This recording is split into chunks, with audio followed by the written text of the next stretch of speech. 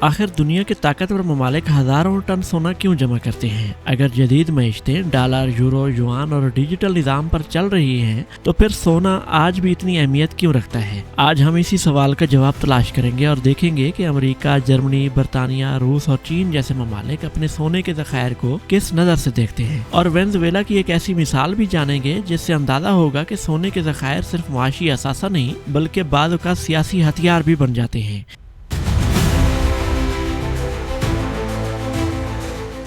کیسے ہیں دوستو؟ سونا ہزاروں برس سے دولت، استحکام اور اعتماد کی علامت سمجھا جاتا ہے۔ اگرچہ آج دنیا کی بیشتر معیشتیں کاغذی کرنسی اور الیکٹرانک ادائیگیوں پر چل رہی ہیں، لیکن سونے کی اہمیت ختم نہیں ہوئی۔ اس کی بنیادی وجہ یہ ہے کہ سونا ایک سیف ہیون ایسٹ سمجھا جاتا ہے۔ جب دنیا میں افراط زر بڑھ جائے، کرنسیاں اپنی قدر کھونے لگیں، اسٹاک مارکیٹیں گر جائیں یا کوئی بڑا مالیاتی بحران پیدا ہو جائے تو ایسے حالات میں سونا عموماً اپنی قدر دوسرے مالی اثاثوں کے مقابلے میں بہتر انداز میں برقرار رکھتا ہے۔ اسی لیے دنیا کے مرکزی بینک اپنے زر مبادلہ کے ذخائر کے ساتھ ساتھ بڑی مقدار میں سونا بھی رکھتے ہیں۔ اس سے نہ صرف قومی کرنسی پر اعتماد بڑھتا ہے بلکہ ملک کی مالیاتی خود مختاری بھی مضبوط ہوتی ہے۔ اگر سرکاری سونے کے ذخائر کی بات کی جائے تو امریکہ آج بھی دنیا میں پہلے نمبر پر ہے۔ امریکہ کے پاس 8,000 ٹن سے زیادہ سونا موجود ہے، جس کا بڑا حصہ ریاست کینٹاکی میں واقع دنیا کے مشہور ترین خزانے فورٹ ناکس میں محفوظ رکھا گیا ہے۔ یہ ذخائر صرف دولت کی علامت ہی نہیں بلکہ امریکی مالیاتی طاقت اور عالمی اعتماد کی نمائندگی بھی کرتے ہیں۔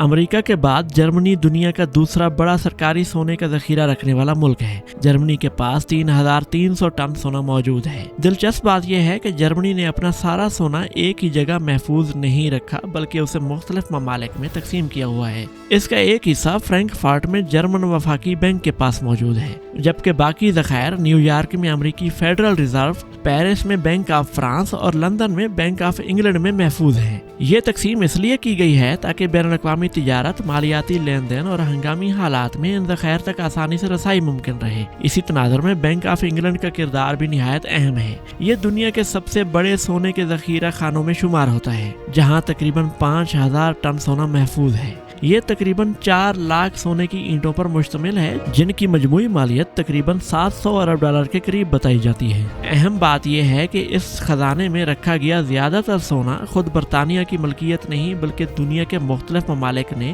اپنی امانت کے طور پر یہاں محفوظ رکھا ہے۔ اب اگر روس کی بات کریں تو گزشتہ ایک دہائی میں اس نے سونے کی اہمیت کو پہلے سے زیادہ کہیں بڑھا دیا ہے۔ 2014 کے بعد صدر ولادیمیر پوتن نے روس کے سونے کے ذخائر تقریباً 2 گنے کر دیے ہیں، جو اب تقریباً 2300 ٹن تک پہنچ چکے ہیں۔ اس اضافے کے بعد روس دنیا کا 5واں بڑا سرکاری سونے کا ذخیرہ رکھنے والا ملک بن گیا ہے۔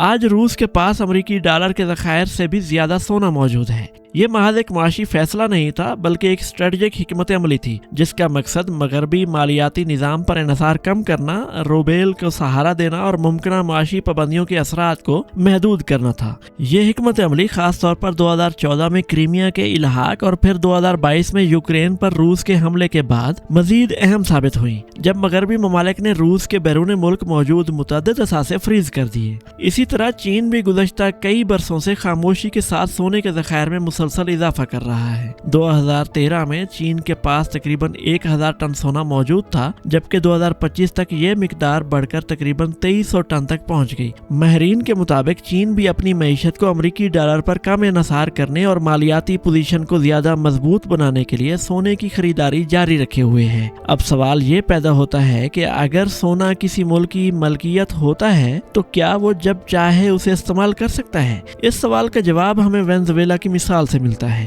گزشتہ چند مہینوں کے دوران وینزویلا مسلسل عالمی خبروں میں رہا۔ پہلے سیاسی بحران نے ملک کو ہلا کر رکھ دیا، پھر 24 جون کو آنے والے 2 شدید زلزلوں نے وسیع پیمانے پر تباہی مچا دی۔ ہزاروں افراد جان کی بازی ہار گئے، جبکہ پہلے سے معاشی مشکلات کا شکار عوام مزید سنگین حالات میں پہنچ گئے۔ اسی پس منظر میں قائم مقام نئی رہنما ڈیلسی روڈریگز نے برطانیہ کے بادشاہ چارلس سوم سے مطالبہ کیا کہ لندن میں موجود وینزویلا کے تقریباً 30 ٹن سونے کو جاری کیا جائے تاکہ زلزلہ متاثرین کی امداد اور تباہ شدہ علاقوں کی تعمیر نو پر یہ رقم خرچ کی جا سکے۔ اس سونے کی مالیت تقریباً 2 ارب ڈالر کے برابر بتائی جاتی ہے، لیکن یہ ذخائر کئی برسوں سے منجمد ہیں۔ वजह यह है कि 2019 से मुतअद्दिद मगरबी ममालिक ने निकोलस मादुरो की हुकूमत पर ऐद पाबंदियों के तहत वेनेजुएला के बैरून मुल्क मौजूद असासों तक रसाई महदूद कर रखी है। यूं कानूनी तौर पर मुल्क सोने का मालिक होने के बावजूद वो उसे अपनी ज़रूरत के वक्त इस्तेमाल नहीं कर पा रहा।